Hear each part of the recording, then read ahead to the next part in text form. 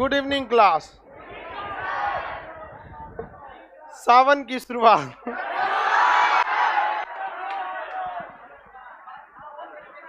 सावन हो बारिश ना हो तो फिर मत।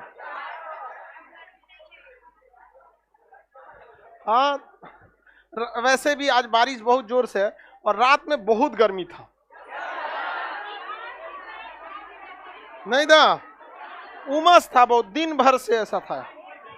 तो ज्योग्राफी में पढ़िएगा लोग कि जब भी उमस होती है तो उसके बाद बारिश क्यों हो जाती है। ठीक है, उधर गर्ल्स लोग को एडजस्ट करो जल्दी से। अंधेरा अंधेरा क्यों है? लाइट बंद है क्या बीच में का कहीं का?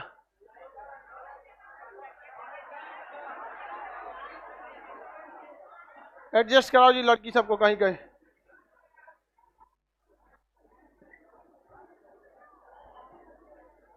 जिनका जो आज क्लास नहीं आ पाएंगे वो मोबाइल पे देख लेंगे लोग, ठीक है? यही तो तुमको चोट लग गया था सुबह, देखिए। अरे बेचारा श्याम सुंदर को चोट लग गया, बताओ, देखिए। अरे खुश रहो कुछ। अच्छा चलो कोई दिक्कत नहीं, बस थोड़ा सा लगा, ठीक है? तो लड़का सबके लिए चलो। श्याम सुंदर को लग गया, बताओ।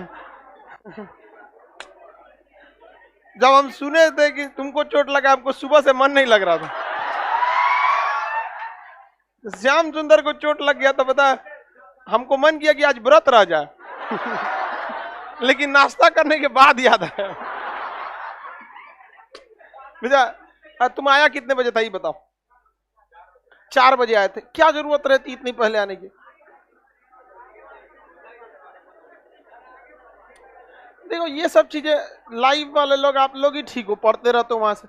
बेचारा सब 4 बजे आ जाते हो, आप सबको क्लास जगह मिलता है, समझ में आएगा? और कोशिश कीजिए जो जहां बैठ जाता है एक आध दिन वहीं बैठा करो लोग, वहां पर दिक्कत नहीं होगा। यहाँ पर अब हम सीट थोड़ी फिक्स कर सकते हैं, समझ में आ गया कि नहीं आ गया? जैसे यहाँ पे देखो बकलोलिया सब एकदम फिक्स है, यहीं बैठती है सब। तो हम यहाँ सीट नंबर 1 2 थोड़ी लिख सकते हैं, बकलोलिया लिख देते हैं। समझ में आ गया कि नहीं आ गया? बकलोलिया 1 2। तो वैसे ही कोशिश कीजिए लोग कि जहां आप बैठते हैं ना वहां पे आप लोग एडजस्ट हो जाइए, इससे थोड़ा आप ही लोग को सहूलियत होगी। समझ में आया कि नहीं? आज लड़की सबको या कोई लड़का लड़की लेट आए तो आज कुछ मत बोलिएगा लोग जी, बारिश हुआ है बेचारा। आज कोई लड़का लड़की लेट आए आज के दिन, बस बारिश हो रहा है इस वजह से आ जाने देना, ठीक है? या कहीं कहीं एडजस्ट कर देना। कौन सी पढ़ा रहे थे जी? आज आप लोग को पीडीएफ देना था, लेकिन बारिश हो गया इस वजह से ऑफलाइन वालों को पीडीएफ नहीं मिल पाएगा, लेकिन ऑनलाइन वालों को पीडीएफ मिल जाएगा। ऑनलाइन वालों को पीडीएफ दे दीजिए। पीडीएफ केमिस्ट्री का फर्स्ट पीडीएफ हो जाएगा। फर्स्ट तो मिल ही गया होगा बाबू। बॉय लोग की एक खराबी, लड़की सबके पीछे एक जगह छोड़ के रखा। आपको इतना तो बुद्धि होना चाहिए, बारिश हो रही है बेचारी जिसको कहीं कहीं लेट हो जाता होगा, इतना तो बुद्धि है ना, लेकिन बुद्धि नहीं रहता है सबको। आज बता के वही लड़की वाला सीटों पर बैठ जाएगा, मार दिया करो लोग, बकोट लो इसे। हाँ तू मत बकोटना, बकलोल कहीं की बकोटेगी तो चलिए जाएगा यहाँ पर। हम छोटकी छोटकी लड़की सबको बोले सब बोलबो करेगी, से कोई दिक्कत नहीं।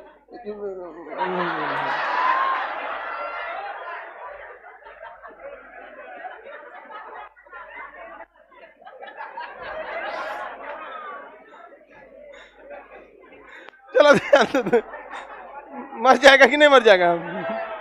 गुजियाती कौन सी है? रो रही है।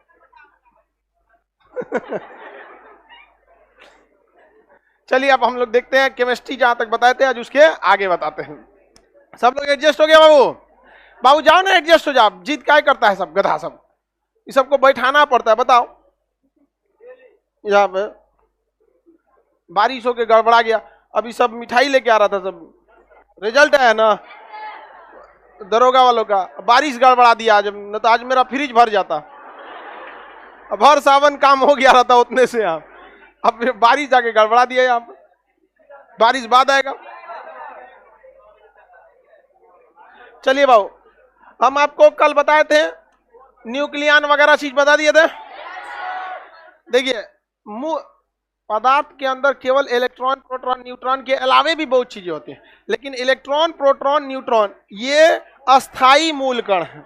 जैसे दाल चावल रोटी सब्जी अस्थाई भोजन है, उसके अलावे चटनी पापड़ सलाद कुछ कुछ कुछ कुछ बनाते रहिए, वो लगा नहीं समझ में आ गया कि ना। लेकिन ये सब चीज क्या है, मुख्य रूप से समझ में आ रहा है कि नहीं। इसी कणों के अंदर कुछ एंटी पार्टिकल पाया जाता है। एंटी पार्टिकल उसे कहते हैं जो एक दूसरे को नष्ट कर सकता है। इलेक्ट्रॉन का उल्टा होता है पॉजिट्रॉन। अगर इलेक्ट्रॉन आ गया और पॉजिट्रॉन आ गया, दोनों एक दूसरे को क्या कर देंगे, खत्म कर देंगे। तो वैसे कण जो एक दूसरे को नष्ट कर देते हैं क्या कहलाते हैं, एंटी पार्टिकल। हिंदी में प्रतिकण कहते हैं। क्या कहते हैं, प्रतिकण। इलेक्ट्रॉन का प्रतिकण कौन होता है, पॉजिट्रॉन। क्या होता है, क्या होता है, पॉजिट्रॉन। समझ में आ रहा है कि नहीं आ रहा है, किसी को कोई दिक्कत नहीं। बाबू बताइए न्यूक्लियन में कितने तत्व हैं, कितने कण, कौन कौन, न्यूट्रॉन और प्रोटॉन। समझ में आ रहा है कि नहीं आ रहा है, कोई दिक्कत आप लोग को, कोई दिक्कत, चलो ध्यान समझ लो। और ऐसे मूल कण में तो बहुत सारे कण होते हैं। अस्थाई मूल कण में 3। एक तो मीडिया वाला ना लड़कों का इंटरव्यू ले रहा था, तो पूछा कि न्यूटन के कितने नियम, तो कह रहा है 3। कहा कौन कौन, तो कह रहा है इलेक्ट्रॉन प्रोटॉन न्यूट्रॉन। स्टूडेंट बताओ इस सब देश को क्या बनाएगा सब।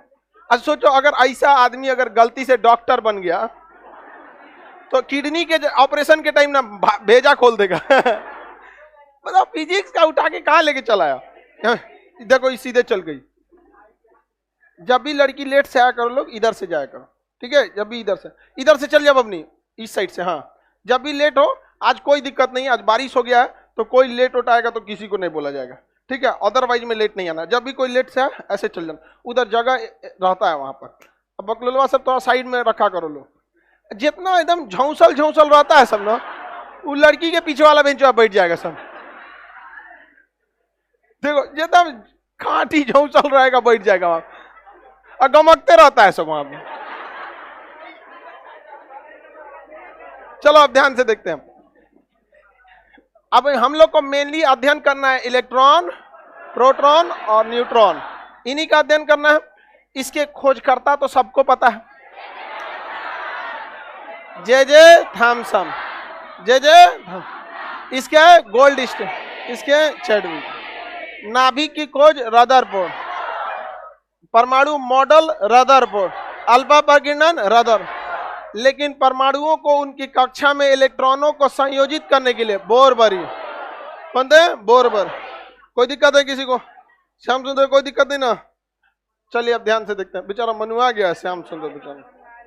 इंजेक्शन लिए तो टेडबैक का, एक इंजेक्शन दिला देना। तुम यही रुकना क्लास के बाद, तुमको हम यही दिला देते हैं, तुमको कोई दिक्कत ना होगा। भेजो इधर। हाँ हम दे दें, हम लगा दे कि इंजेक्शन। अरे नहीं इंजेक्शन ठीक लगा देते हैं हम।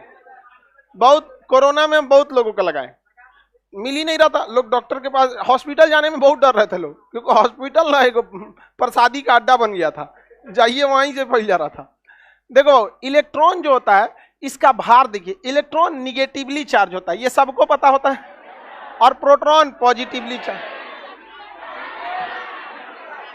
सही है ना। अचानक मत हल्ला किया कर, लोग समझे में नहीं आता है क्या बोल रहा है सब।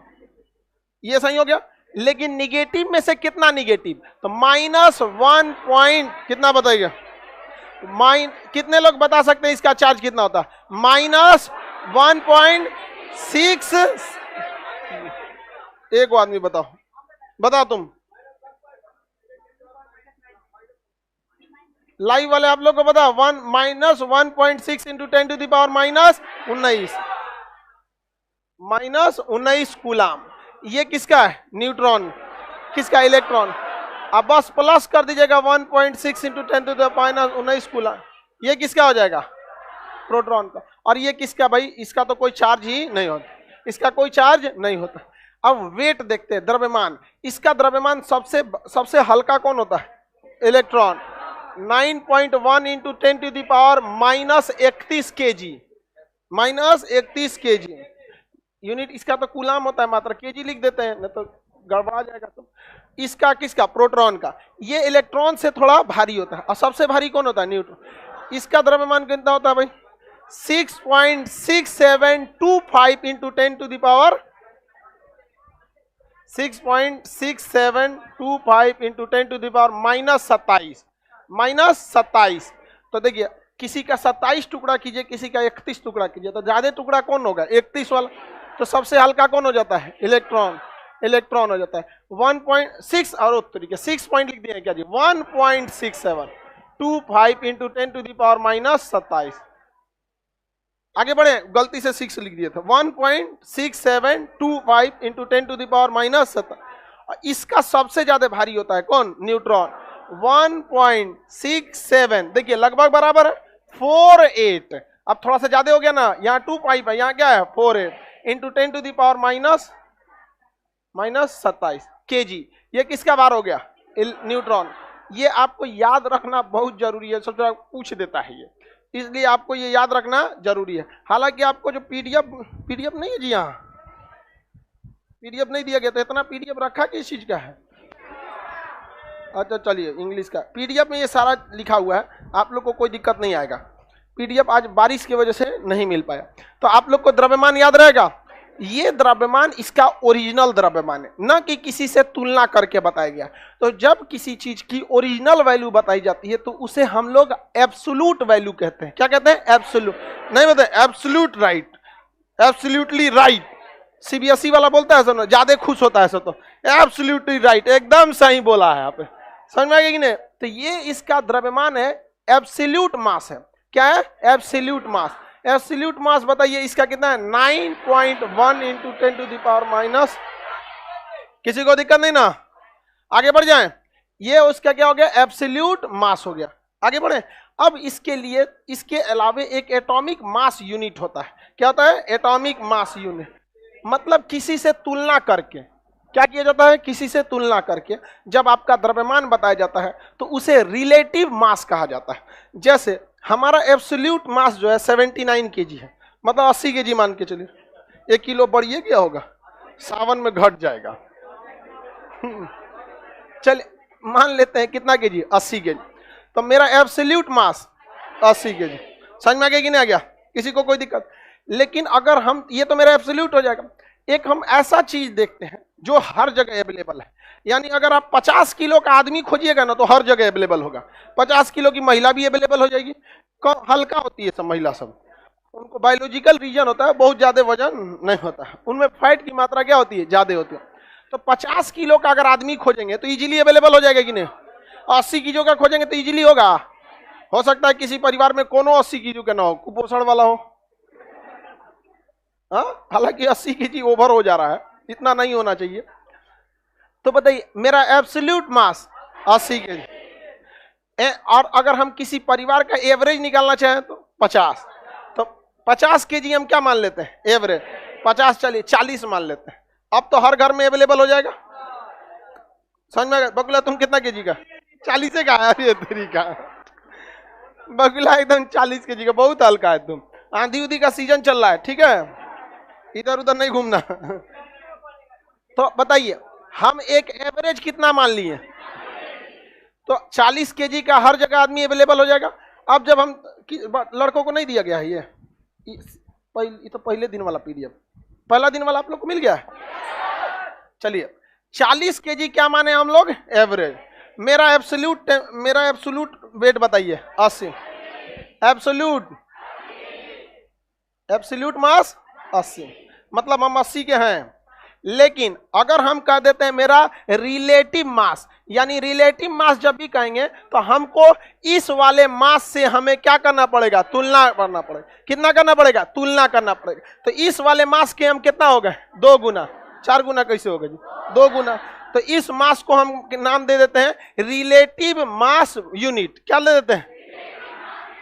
या फैमिली मास यूनिट नाम दे देते हैं, कोई नाम दे देते हैं। तो हमारा रिलेटिव मास कितना आता है? 2 गुणे फैमिली मास यूनिट। नहीं आ जाएगा? 2 गुणे फैमिली मास यूनिट। किसी को कोई दिक्कत? तुलना करके निकल सकता है कि नहीं दिक्कत? या आप इसको x मानिए, y मानिए, कुछ भी कीजिए, तो उतना को यहाँ रखना पड़ेगा, उससे उतना गुना हो गया। समझ आ गया कि नहीं आ गया? किसी को दिक्कत? अब जैसे बकुल हुआ 40 किलो का है ये है, तो इसका रिलेटिव कितना हो जाएगा? इसका एब्सोल्यूट कितना है? 40, और रियल कितना हो जाएगा? 1। रिलेटिव कितना हो जाएगा? 1। अगर हम इसको x वैल्यू मान लेते हैं, क्या मान लेते हैं? x मान लेते हैं, तो इसका रिलेटिव कितना हो जाएगा? 1x। कितना x हो जाएगा? 1x हो जाएगा। तो आपको मास दो तरह से पता होना चाहिए, एक एब्सोल्यूट मास और एक रिलेटिव। अभी हम टॉपिक पे आते हैं तब बताएंगे आप लोग। जैसे और किसी का एग्जांपल लेते हैं, तुम बता पाओ श्याम सुंदर को बता कितना केजी को 58, 60 मान लेते, तो इसका एब्सोल्यूट वजन 60 कितना है 60। अब रिलेटिव तुलना करते हैं तो 1.5 गुना, इससे कितना गुना है 1.5 गुना, यानी 1.5x। रिलेटिव में श्याम सुंदर कितना आ गया 1.5, एब्सोल्यूट में हाँ 60। आप बताओ अपनी बताइए निको 100। चलिए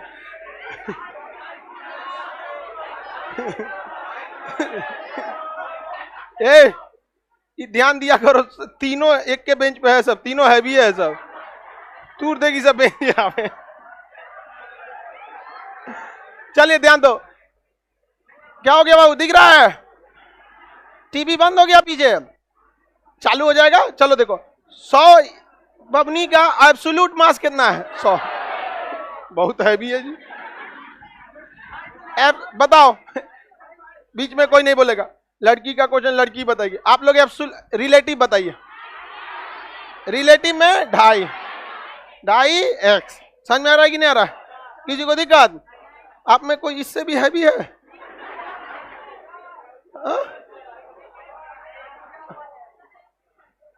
आगे बढ़ जाएं, निकाल सकते हैं कि नहीं निकाल सकते? कोई दिक्कत? तुम औलादी शैतान, हाँ खड़े हो, क्या किसी को 75 का है तुम? बैठ जा। इसका कितना है 75, कितना है 75, यानी इसके 2 गुना से थोड़ा सा कम। तो हम लोग ये कह सकते हैं कि 1.9 या 1.8 कह सकते हैं कि नहीं कह सकते? तो अब आपको रिलेटिव और एब्सोल्यूट निकालना पता चल गया, समझ में आ गया कि नहीं आ गया? उसी तरह से हम लोग अब इसका एब्सोल्यूट तो पता है, हम लोग को क्या पता है? एब्सोल्यूट पता है। अब हम किससे तुलना करना है अगर ये पता चल जाए तो हम लोग इजीली निकाल सकते हैं रिलेटिव वाला। तो किससे तुलना करना है? तो हमें हमेशा उसी से तुलना किया जाता है जो हर जगह अवेलेबल हो। केमिस्ट्री में वो कौन सा तत्व है जो हर जगह अवेलेबल? कार्बन। क्या है? कार्बन। तो कार्बन परमाणु के टुकड़ा को, जो उसका एक परमाणु का जो टुकड़ा का भार होता है, उसे को हम लोग मान लेते हैं तुलना करने के लिए, जिसे हम लोग AMU या एटॉमिक मास यूनिट कहते हैं। वह होता है 1.6 × 10⁻⁻27 kg, -27 kg। अतः अब हमें किसी की भी तुलना करानी है केमिस्ट्री में तो हम कार्बन परमाणु के टुकड़ा से कराएंगे। तो उसे हम क्या कहेंगे? Atomic mass unit. कितना होता है? 1.6 ×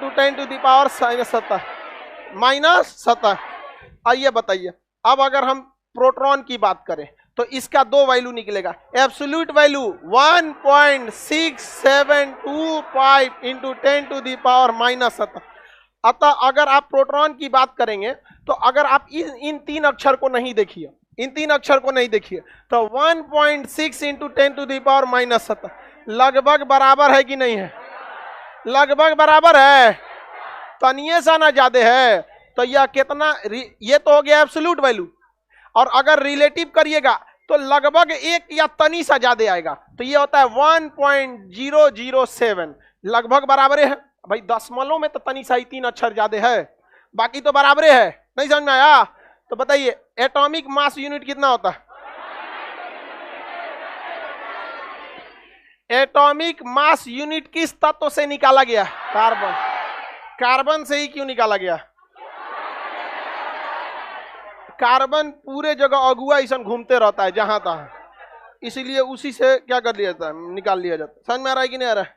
तुम कोटा वाला नहा के आया है, बताओ एटॉमिक मास यूनिट बताओ। हाँ -27, 1.6 × 10⁻⁻⁷। घबराना थोड़ी है, सब यही के लगभग में घूम रहा है। 1.6 सब इसी के लगभग में घूम रहा है। अगर चार्ज निकालना है तो 1.6 × 10⁻⁻�9 नहीं, इसके लिए तो टेंशन ही नहीं है, चार्ज नहीं होता है। बस उस चार्ज के आगे क्या लगा देना है? प्लस। प्रोटॉन के लिए माइनस, न्यूट्रॉन के लिए। किसी को कोई दिक्कत नहीं ना? एटॉमिक मास यूनिट जो होता है वो किस तत्व से निकाला गया? रिलेटिव में जब भी हम मास निकालेंगे तो एटॉमिक मास यूनिट से क्या कराएंगे, तुलना करेंगे। तो बताइए प्रोटॉन का एटॉमिक मास यूनिट एब्सोल्यूट में 1.6725 और ये भी तो लगभग उतने तनी सा दशमलव में ज्यादा है 3 अक्षरिया, तो तनी से ज्यादा है 3 अक्षर, हम इधर निकाल दिए। अब आप भाग दे के निकालेंगे, इतना मेहनत कीजिएगा, रेडीमेड का जमाना है, निकालेंगे तो क्या फायदा होगा, उतने आएगा, नहीं आएगा। न्यूट्रॉन का देखें, ये बताइए, अब अपने मन से आप लोग सोचिए, तनी ये प्रोटॉन से न्यूट्रॉन तनिए सा ज्यादा है, थोड़ा सा ज्यादा है। देखिए 6-7 तो इसमें भी है, 6-7 है, इसमें 25 है, इसमें तनी सा ज्यादा, वो भी दशमलव में तीसरा चौथा अंक में अंतर, कोई खास अंतर नहीं आता है। तो ये भी लगभग उतना ही आएगा, तो 1.008 कितना हो गया है 8, कोई दिक्कत है किसी को, 1.008 यानी लगभग ये एटॉमिक मास यूनिट के बराबर होता है। एटॉमिक मास यूनिट के क्या होता है, बराबर। लेकिन जब हम इलेक्ट्रॉन का निकालेंगे तो इलेक्ट्रॉन जो होता है एटॉमिक मास यूनिट से भी हल्का होता है, क्योंकि इसको -31 टुकड़ा हो रहा है और इसका 27 टुकड़ा हो रहा है, तो ये तो और हल्का होगा। समझ में आ गया कि नहीं, हल्का मेन जिससे तुलना कराना है उससे भी कम होगा। तो ये दशमलव में आएगा या फिर एक से बड़ा होगा कि एक से छोटा, एक से बहुत छोटा, 0.0005। समझ में आ गया कि नहीं, 0.005। अब ये भाग दे के आप निकालिएगा, आपका आंसर उतना ही आएगा, क्योंकि ये बहुत ज्यादा हल्का है ना। समझ में आ गया कि नहीं आ गया। तो आपको एब्सोल्यूट और रिलेटिव याद रहेगा।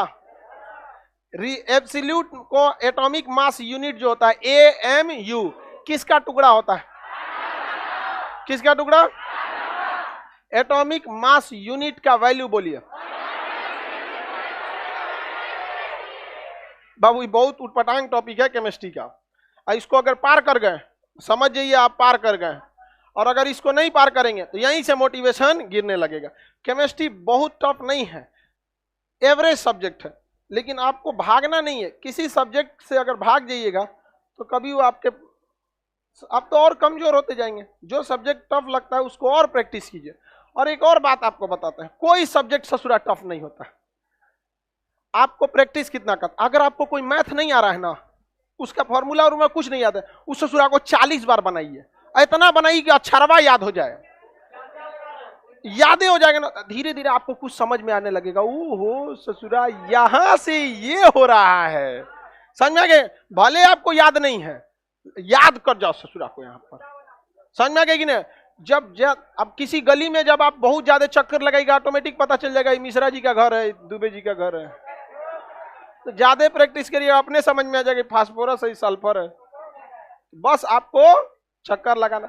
लेकिन आप लोग चक्कर लगाते हैं दूसरे जगह, और उसमें आप सक्सेस हो जाते हैं, नहीं हो जाते हैं।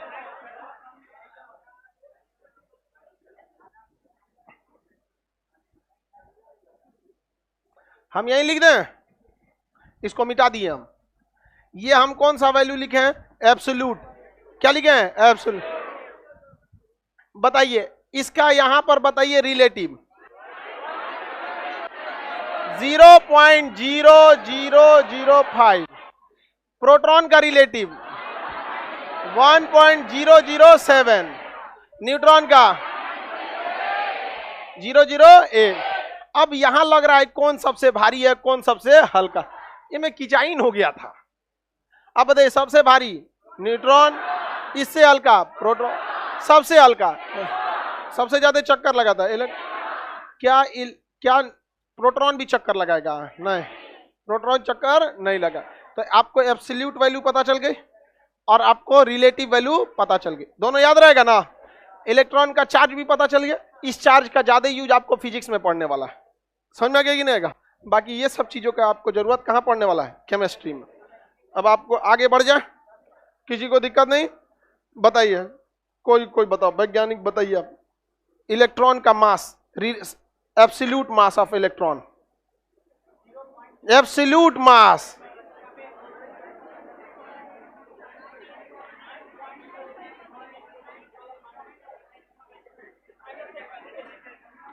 लड़की लोग में बताइए, पूछने तो दो क्वेश्चन वहां, इलेक्ट्रॉन वाला बता रही है लोग, हम न्यूट्रॉन का बताइए। Absolute mass of neutron,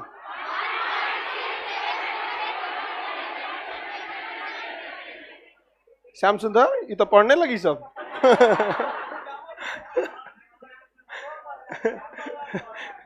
competition tough हो गया। अब बताइए लड़की लोग, न्यूट्रॉन का तो सही बता दिए, न्यूट्रॉन का रिलेटिव मास बताइए। 1.008। प्रोटॉन का रिलेटिव, प्रोटॉन का एब्सोल्यूट मास 1.6725 इंटू 10⁻⁻27। Very good. AMU सही है। ये सबको केमिस्ट्री कैसे समझ में आ गया?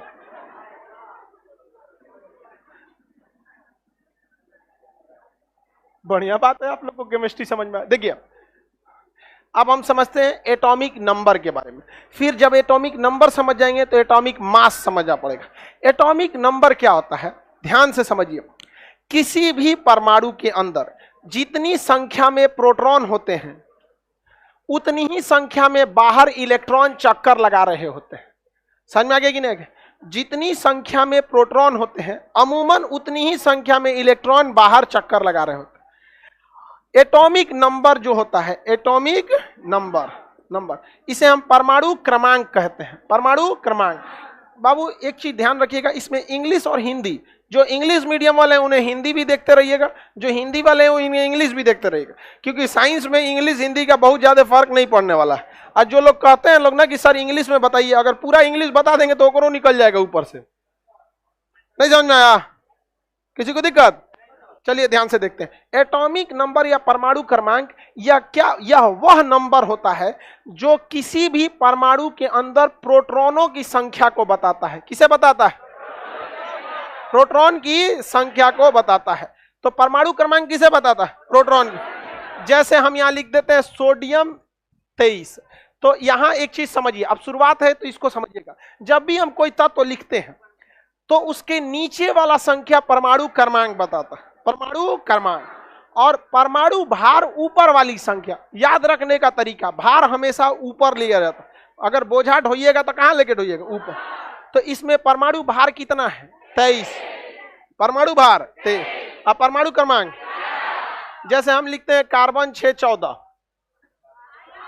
परमाणु क्रमांक 6। अब परमाणु भार हम लिख देते हैं कैल्शियम 2040। क्या है? तो इतना तो समझ में आ गया। हम लिख देते हैं आर्गन 1840। द्रव्यमान कितना? 40। परमाणु द्रव्यमान 40।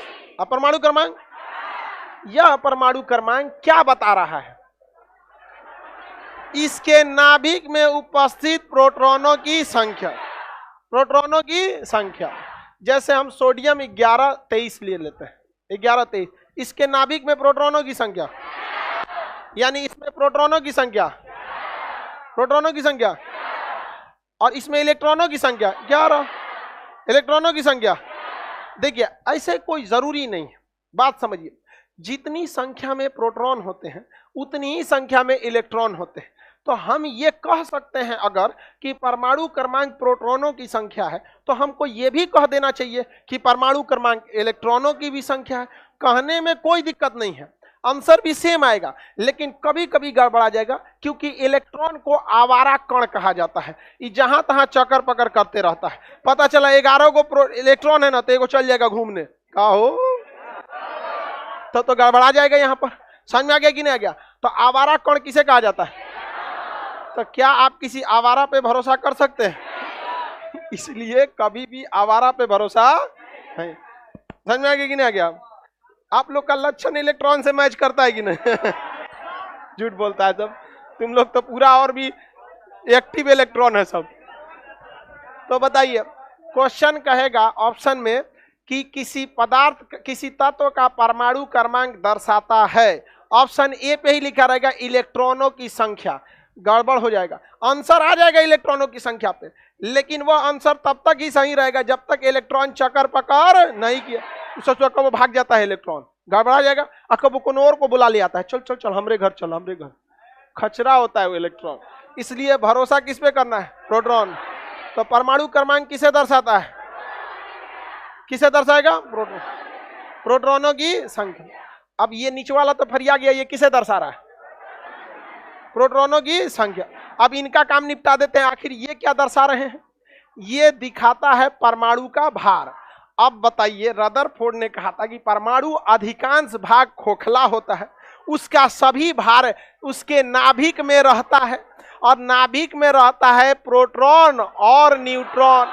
इसका मतलब परमाणु भार जो होता है वह इन दोनों की संख्या के योगफल को दर्शाता है। समझ में आ गया कि नहीं आ गया? किसे दर्शाता है? योगफल को। किसी को दिक्कत? यहाँ 23 मतलब न्यूट्रॉन और प्रोटॉन को जोड़े हैं, न्यूट्रॉन और प्रोटॉन को जोड़े हैं तो कितना आया है? 23। परमाणु का अधिकांश भाग कैसा होता है? उसका समस्त भार कहाँ होता है? नाभिक। अतः परमाणु भार जो ऊपर लिखी संख्या है वह नाभिक में उपस्थित न्यूट्रॉन और प्रोटॉनों के योगफल को बता रही है। समझ में आ गया कि नहीं आ गया? अब जैसे यहाँ पर हम लिखे हैं सोडियम, ठीक है, इसका प्रोटॉनों की संख्या। लेकिन अगर हम आपसे ये पूछ दें कि बताओ बाबू इसमें न्यूट्रॉनों की संख्या, तो आपका दिमाग फट से काम करना चाहिए कि न्यूट्रॉन और प्रोटॉन को जोड़कर, किसे? न्यूट्रॉन और प्रोटॉन को जोड़कर 23 हुआ है, और जिसमें यह प्रोटॉनों को 11 बता ही रहा है, तो न्यूट्रॉन कितना होगा? 23 माइनस, ऊपर में से घटा दीजिए, 23 माइनस 11 कितना हो गया? 12। नहीं पता चला? नहीं समझ में आ गया? सिंपल है कि नहीं है? तो परमाणु भार ऊपर लिखी संख्या नाभिक में उपस्थित प्रोटॉन और न्यूट्रॉन की संख्या का योगफल है। अतः अगर कोई भी तत्व आपको दिया है तो आप उसको धड़ाधड़ दो चीज तो फटते निकाल देंगे आप। पहला कि नीचे लिखी संख्या क्या बता दिया? प्रोटॉन। और ऊपर में से नीचे घटा देंगे तो न्यूट्रॉन। ऊपर में से नीचे घटाएंगे, नहीं समझ में आया? बना सकते हैं कि नहीं? अब दूसरा देंगे तो बना लेंगे। बताइए जो पूछ रहे हैं। प्रोटॉन। देखिए प्रोटॉनों की संख्या हर वो इंसान बता सकता है जिसे मोतियाबिंद नहीं है। कितना है? 18। दिमाग कहाँ लगाना है इसमें? बशर्ते आपका आंख क्या रहना चाहिए? सही। और न्यूट्रॉनों की संख्या ऊपर वाला।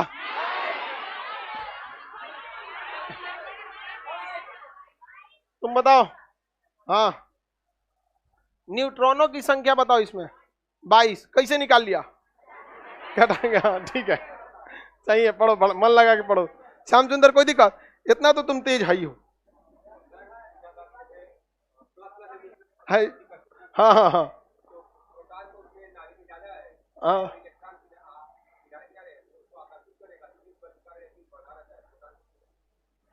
चलिए, वो आपका जो क्वेश्चन है ना, ये क्वेश्चन है बॉन्डिंग चैप्टर का, केमिकल बॉन्डिंग, नाभिकीय बंधन।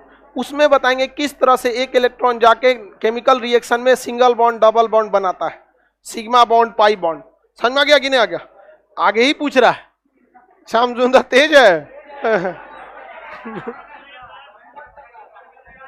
बेचारा श्याम सुंदर को नजरिया दिया सब, आज गिर गया बेचारा श्याम सुंदर भोरे में 4 बजे। हाँ सोमारी था? नहीं बाबू, ऐसे किसी को नजरियाना नहीं चाहिए। आगे बढ़े। श्याम सुंदर को हम लोगों को भी दिखाइए। नहीं, श्याम सुंदर जिस दिन नौकरी लेके आएगा सबको दिखाया जाएगा, है कि नहीं है? चलो, ये समझ में आ गया? न्यूट्रॉन निकालना कितना इजी है। ऊपर माइनस नीचे न्यूट्रॉन, ऊपर माइनस नीचे न्यूट्रॉन, नीचे वाला। अब प्रोटॉनों की संख्या ही इलेक्ट्रॉन, इसमें प्रोटॉन 18, इलेक्ट्रॉन 18, परमाणु क्रमांक 18। नहीं समझ आया? क्या दिक्कत है इसमें? परमाणु भार चल, न्यूट्रॉन, न्यूट्रॉन निकल सकता है। देखिए जब भी हम किसी चीज को लिखते हैं, जैसे कैल्शियम लेते हैं 20 40, तो 120 हो गया, इलेक्ट्रॉन 20, प्रोटॉन 20, न्यूट्रॉन 20, 120 हो गया, सब क्या हो गया 20। वो क्यों हुआ? क्योंकि दोनों का डबल था। भार बस 40 बाकी सब 20, प्रोटॉन 20, इलेक्ट्रॉन परमाणु क्रमांक 20। किसी को ये ठीक नहीं है, ठीक नहीं लग रहा है, सोडियम में ठीक था 23। चलिए अब मेरी ओर ध्यान से देखो, ये जो संख्या है ना परमाणु क्रमांक, इसे जेड से दिखाया जाता है। किस अक्षर से? जेड से। और ऊपर वाली संख्या है ना, इसे ए से दिखाया जाता है। किससे दिखाया जाता है? ए से। अब एक बार एनटीपीसी के जो अभी पेपर खत्म हुआ है ना, उसमें पूछा था कि न्यूट्रॉनों की संख्या एन बराबर क्या होता है, फॉर्मूला। तो ऊपरा माइनस नीचे वाला, तो ए माइनस जेड, ए माइनस जेड, ये कौन फॉर्मूला है? ये आप फॉर्मूला भूल जाएंगे अगर आपको अच्छे से कॉन्सेप्ट नहीं पता रहेगा कि परमाणु भार बोलते क्यों है। परमाणु भार में हम इलेक्ट्रॉनों के भार को तो ही नहीं शामिल करते हैं, बाकी सब चीजों को शामिल कर लेते हैं, जिसके दो रीजन है। पहला कि केमिस्ट्री कहता है कि आप उसी वेट को कंसीडर कीजिएगा, उसी वेट को वैल्यू दीजिए। जैसे आप जाइएगा मिर्चा खरीदने, तो देखिएगा ना 2-4 को मिर्चा ज्यादा हो रहेगा तो कंसीडर नहीं करेगा, 2-4 ग्राम ज्यादा ही देंगे तो क्या दिक्कत है, नहीं समझ में आया। आलू प्याज खरीदने जाएंगे, अगर रेट ठीक ठाक है, अगर नॉर्मल है, तो एक आध गो आलू ज्यादा हो रहेगा तो ले जाओ यहाँ पे। अच्छा सोना खरीदने जाइए तो ना देगा वहां पे, काफी कॉस्टली है। तो हर चीज का अपना कुछ ना कुछ रूल रेगुलेशन है। उसी तरह केमिस्ट्री कहता है कि जिस चीज का रिलेटिव मास एएमयू से बराबर या ज्यादा है उसे कंसीडर करना जरूरी है। बताइए, न्यूट्रॉन का एएमयू के बराबर या ज्यादा ही है, प्रोटॉन का बराबर या ज्यादा ही, इलेक्ट्रॉन का कम और बहुते कम है यहाँ पर।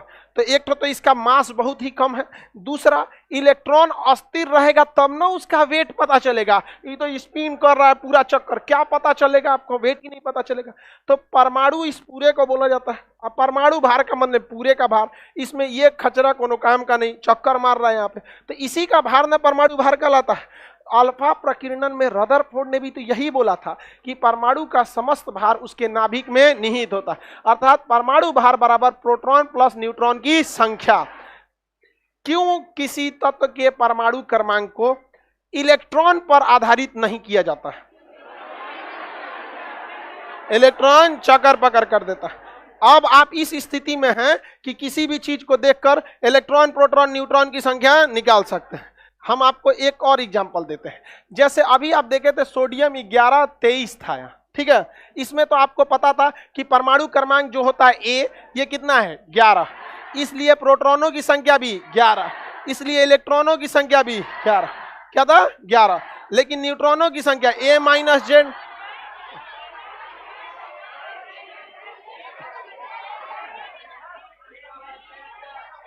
ओ माई जेड होगा, हम ए लिख दिए हैं। अजन हल्ला करता है तो कि समझ में नहीं आता क्या बोल रहा है। प्रोटॉनों की संख्या को जेड से दिखाते हैं, हम गलती से ए लिख दिए। बताइए परमाणु भार इसका ए कितना है, परमाणु क्रमांक जेड कितना है? ये तो क्वेश्चन में दिया था।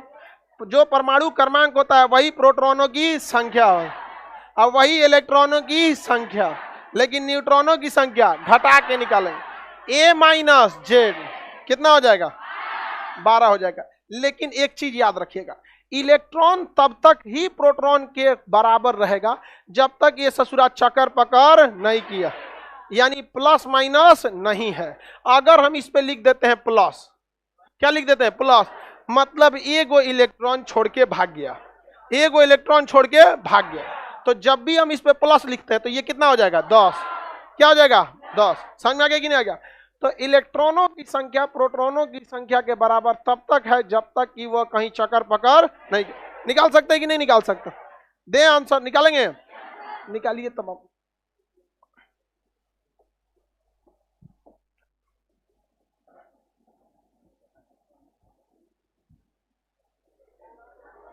सब कुछ निकालना है इसका।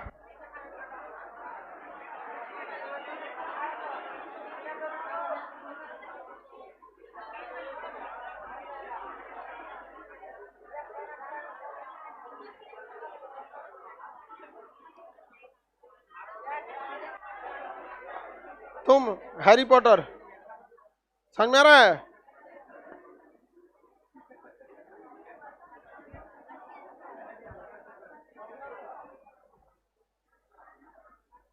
बताओ बाबू, ए कितना है? ए 40, जेड प्रोटॉनों की संख्या, प्रोटॉनों की संख्या 20, न्यूट्रॉन ए माइनस जेड, हाँ 20, इलेक्ट्रॉन, इलेक्ट्रॉन 20, अब -2, 20 -2, क्योंकि जब यहाँ प्लस है मतलब ये चल गया, प्लस मतलब चल गया। कै को गए हैं सब? सोडियम में तो अकेले गया था, ए में कै को गए हैं? सो 2 को, कै को गया है? 2 को, तो कितना हो जाएगा? 18। तो आप बताइए, परमाणु क्रमांक जो है वो प्रोटॉनों पर इसलिए रखा जाता है कि परमाणु क्रमांक वह जगह होता है जिस जगह पर पीरियोडिक टेबल में क्या बैठते हैं सब? तत्व बैठते हैं सब। जैसे ये पीरियोडिक टेबल है ना, तो पीरियोडिक टेबल में किसी को भी स्थान दिया जाता है किस आधार पर? परमाणु क्रमांक के आधार पर। किस आधार पर दिया जाता है? परमाणु क्रमांक के आधार पर। किस आधार पर? परमाणु। तो जब आप किसी को सीट दे रहे हैं तो कंफर्म सीट दीजिएगा ना। तो परमाणु क्रमांक हम किस पे रखे हैं? प्रोटॉन पे। अब पता चला अभी हम कैल्शियम को इलेक्ट्रॉन पे रखते हैं तो अभी इसका संख्या कितना आ गया? 18 होगी। अभी इलेक्ट्रॉनों की संख्या कितनी होगी? 18, लेकिन प्रोटॉन कितना था? 20। तो ये कितने नंबर पे बैठेगा? 20 नंबर पे। गिन के देखिए, 1 2 3 4 5 6 7 8 9 10 11 12 13 14 15 16 17 18 19 20। कितने नंबर पे बैठा? 20। यानी प्रोटॉन जितना है उतने नंबर पे बैठेगा। और अगर इलेक्ट्रॉन के हिसाब से बैठाए रहते हैं तो बैठता तो 20 पे, और जहां +2 हुआ रहता तो चल जाता ही उठ के 18 पे। तो लात मार के भगा देता कि हमरे सीटवा पे काय बैठे करे, भाग यहाँ से, आके यहाँ सकेत करेगा। सकेत नहीं समझता, अड़सा अड़सा करेगा यहाँ आके। किसी को दिक्कत नहीं ना? समझ में तो आ ही जा रहा है जी आप लोग को। तो फिर दिक्कत क्या है आप लोग को? इलेक्ट्रॉनों की संख्या निकाल सकते हैं, प्रोटॉनों की भी संख्या निकाल सकते हैं। आपको कोई क्वेश्चन देंगे तो बता देंगे इसमें से। जैसे आपको देते हैं एल्युमिनियम, दे देते हैं,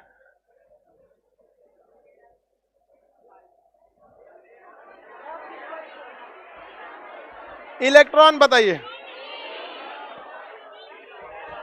आओ,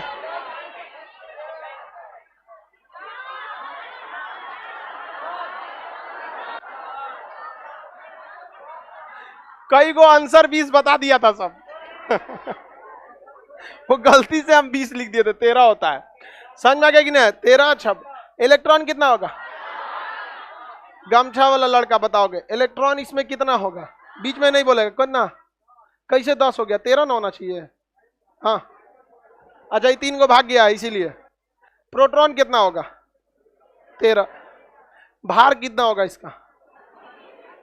और न्यूट्रॉन कितना होगा? सब समझ गया, लड़का सब अब पढ़ रहा है। कोई दिक्कत है जी इसमें? निकाल सकते हैं कि नहीं? यानी अब आप प्रोटॉन, न्यूट्रॉन, इलेक्ट्रॉन जो कुछ बोले सबकी संख्या आप लोग निकाल सकते। अब बस दिक्कत, हाँ तेज बोलिए, सुनाई देता कि परमाणु संख्या और न्यूट्रॉन की मदद से, चलिए हम देखते हैं इनका क्या कहना है कि परमाणु संख्या यानी जेड तथा न्यूट्रॉन की संख्या, क्या इससे हम निकाल सकते हैं? सब चीज निकल जाएगा। जैसे देखिए ध्यान से, हम लोग पहले एक चीज को देख लेते हैं। सोडियम हम लोग को बहुत फेमस है, पास में है सोडियम 23। बताइए इसमें जेड की संख्या 11, जेड 11 है। अब बताइए और ए कितना है? ए 23। न्यूट्रॉनों की संख्या इसमें इसको कितना है? 12। अब हम इसमें बीच वाला को मिटा देते हैं। इनका बाबू का क्वेश्चन था कि अगर एग्जाम में परमाणु संख्या दिया हो और क्या दिया बाबू? न्यूट्रॉन, यही ना था? न्यूट्रॉन दिया हो तो क्या हम बाकी सब निकाल सकते हैं? देखो यहाँ जेड कितना दिया है? 11, और न्यूट्रॉन कितना है? 12। कितना है? 12। तो जेड का मतलब होता है प्रोटॉन, जेड का मतलब प्रोटॉन। तो प्रोटॉन भी कितना है? प्रोटॉन भी कितना हो जाएगा? समझ में आ गया कि नहीं आ गया? और अब यही 2 नाभिक में रहता है सब, और इन्हीं दोनों को जोड़ दीजिए, बाहर निकल जाएगा। कितना 23 नहीं निकल गया।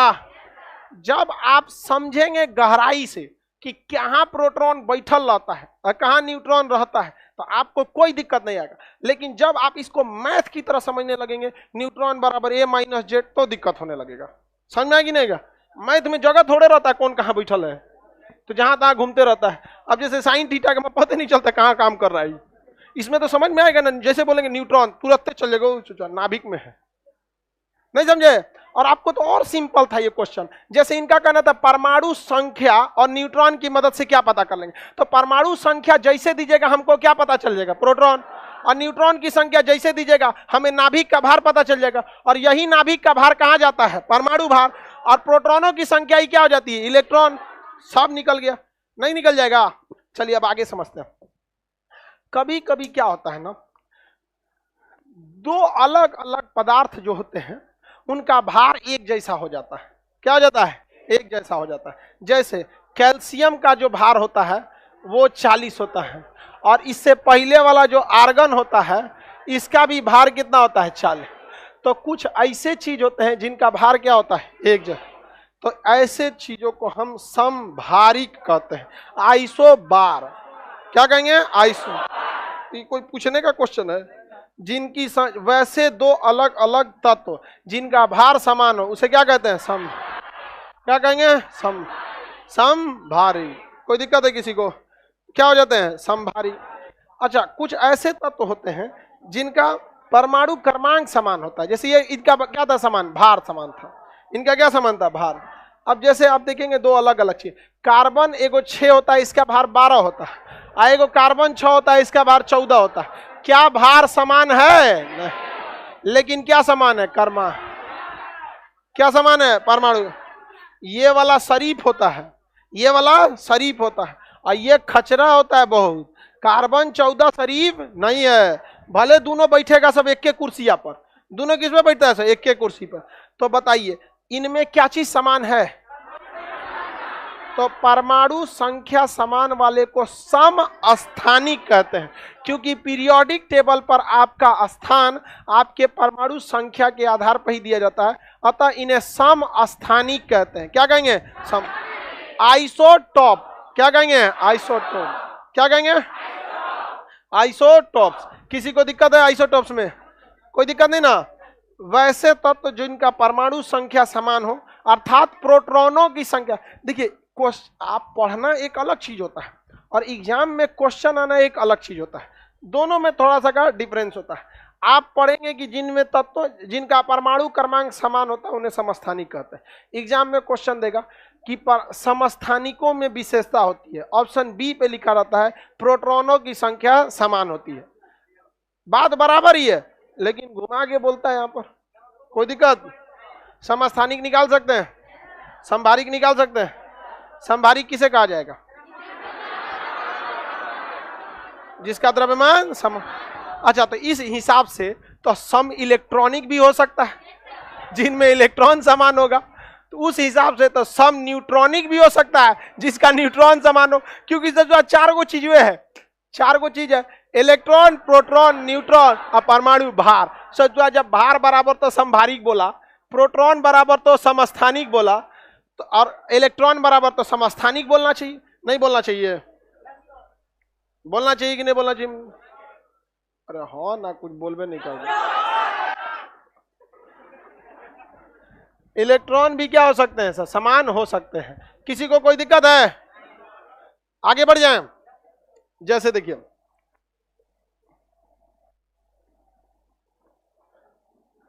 अब तो आपको हर चीज एकदम थोड़ा थोड़ा करके समझा, थोड़ा तेज दिमाग के हो ही गए। सोडियम 11 और मैग्नीशियम 12, मैग्नीशियम 12, इसका 23, इसका 24। इससे जो है कुछ समान नहीं है। देखिए ध्यान से, लेकिन हमको भार से मतलब नहीं है।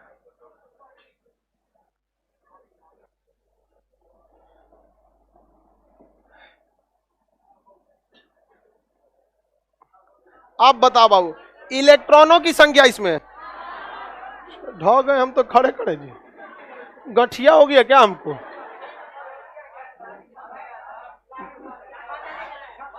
हाँ, अब लाठी उठी रखना पड़ेगा। करेगी जरा आदमी अब। खैर जब आदमी का उम्र 42 क्रॉस करता है ना, तो कोई सामान खरीदिएगा तो एगो डेट लिखा रहता है, बेस्ट बिफोर, इससे पहले ही ठीक है, इसके बाद भगवान भरोसे। अभी हम लोग किस में जा रहे हैं? बेस्ट बिफोर में। अब बैठने पे ना हड्डियां चोय चोय बोलता है, बैठता है, बहुत दिक्कत होता है। अब बताइए इलेक्ट्रॉन था कितना? 11, भाग गया कैगो? बचा कैगो? इलेक्ट्रॉन कैगो बचा? 10। यहाँ इलेक्ट्रॉन था कितना? भाग गया कितना? तो ये कितना बच गया? इलेक्ट्रॉनों की संख्या समान हो गई, तो क्या बन गया? सम इलेक्ट्रॉन। क्या बन गया? सम इलेक्ट्रॉन। आइसो इलेक्ट्रॉनिक, क्या कहेंगे? Iso electronic. इसका अलग से नाम नहीं है इसका, आइसो इलेक्ट्रॉनिक, सम इलेक्ट्रॉनिक या आइसो इलेक्ट्रॉनिक। इसमें एक समस्या, ये आपको दिखेगा नहीं, निकालना पड़ेगा। बाकी दिख जाते थे सब, जैसे देखिए, कहां गया ये देखिए, ये दिख जाता था, ऊपर बाहर 40 दिखा, उधर 40 दिखा, इसमें दिक्कत नहीं था। इसमें हर वो इंसान बना सकता था जो मोतियाबिंद नहीं है, इसमें भी दिक्कत नहीं था, ये भी दिख जाता था। उसमें दिखेगा नहीं, दिखेगा नहीं, दिखाना पड़ेगा। उसमें दिखेगा नहीं, दिखाना पड़ेगा। समझ आएगी ना? जैसे देखिए ना, अभी जस्ट बनाए थे ना, उसमें कहां दिख रहा था आपको, लेकिन आपको बनाना पड़ा था। कहां भाग गया? इसमें क्या दिख रहा था? हमको अंदाज से बनाना पड़ा था। समझ में आ रहा है कि नहीं आ रहा? किसी को दिक्कत? उसी तरह पीरियोडिक टेबल में जब हम लोग समस्थानिक वगैरह पढ़ेंगे तो बहुत सारा चीज समस्थानिक के बारे में क्या करना है? पढ़ना है। तो कितने चीज आप देख लिए? हाँ,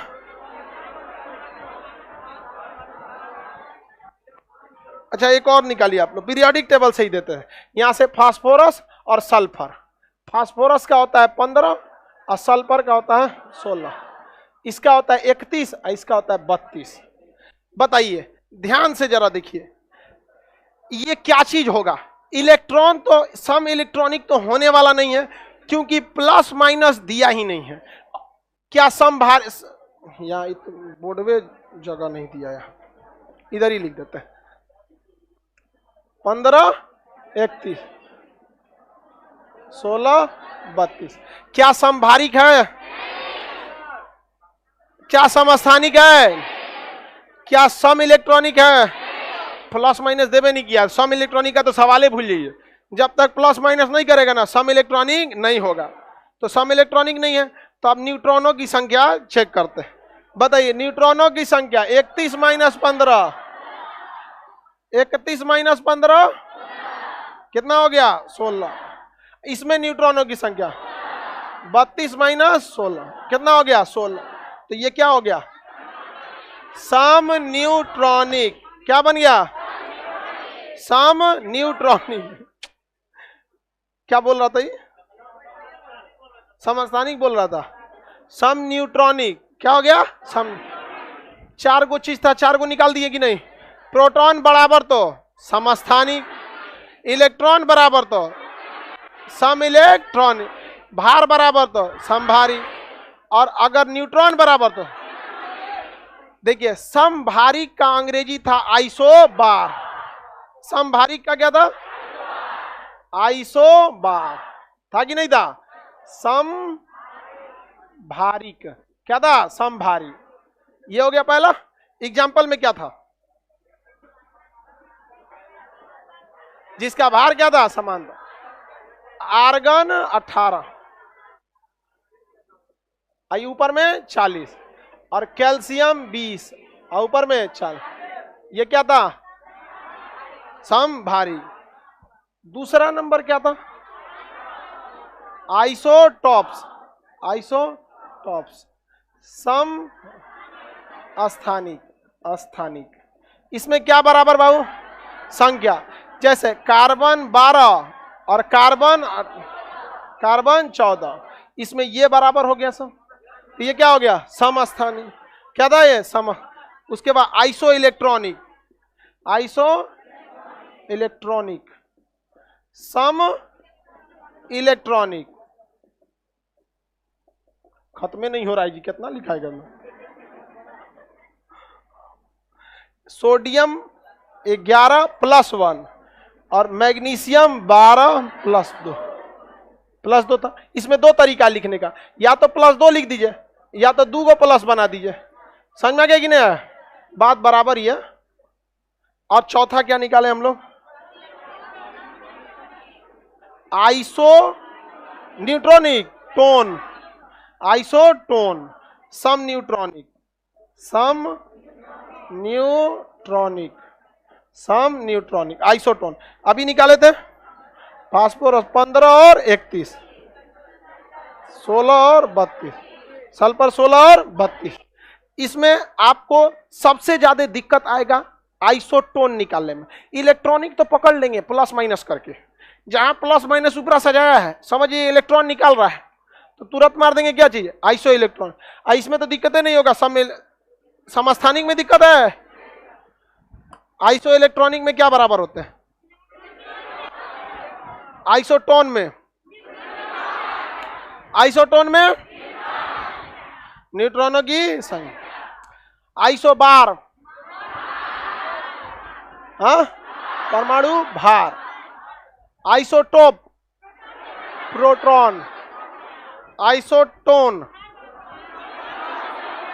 आइसोटोन। एग्जामिनर को क्या लगता है? उसको नहीं पता है कि आप ये सब पढ़े हैं? पता है तो एग्जाम में देगा। जानते हैं क्या आइसोटोनिक किसे कहते हैं? आइसोटोनिक में क्या बराबर होता है? क्या बराबर होता है? गलत हो जाएगा, गाढ़ापन। देखिए आइसोटोन में बराबर होता है न्यूट्रॉन। आइसोटोन। अब पूछेगा आइसोटोनिक तो पीने वाला टॉनिक। जब दो अलग अलग चीजों का गाढ़ापन सेम हो, जैसे पपीता का जूस और केला का जूस लगभग सेम गाढ़ा होते हैं, अनार का जूस, मौसमी का जूस, दोनों का गाढ़ापन सेम होता है। भले प्राइस अलग हो, टेस्ट अलग हो, फायदा नुकसान अलग अलग हो, गाढ़ापन लगभग लगभग क्या होता है? सेम। भैंस का दूध, गाय का दूध, लगभग गाढ़ापन क्या होता है? भैंस वाला थोड़ा गाढ़ा होता है, थोड़ा सा क्या होता है? गाढ़ा होता है। लेकिन पानी से तो तुलना नहीं ना कर सकते, आजकल तो बराबरे कर देता है आइसोटोनिक बना देता है। समझा क्या? एक आदमी से आप पूछे तुम्हारी भैंस कितना लीटर दूध देती है, तुम कह रहा है 1.5 लीटर। हम कह रहे 1.5 लीटर, उतने ज्यादा तो खा जाती होगी वहां पे। बताओ, भैंस बीमार थी, उसको इलाज कराना चाहिए। 1.5 लीटर दूध कहीं भैंस देती है जी?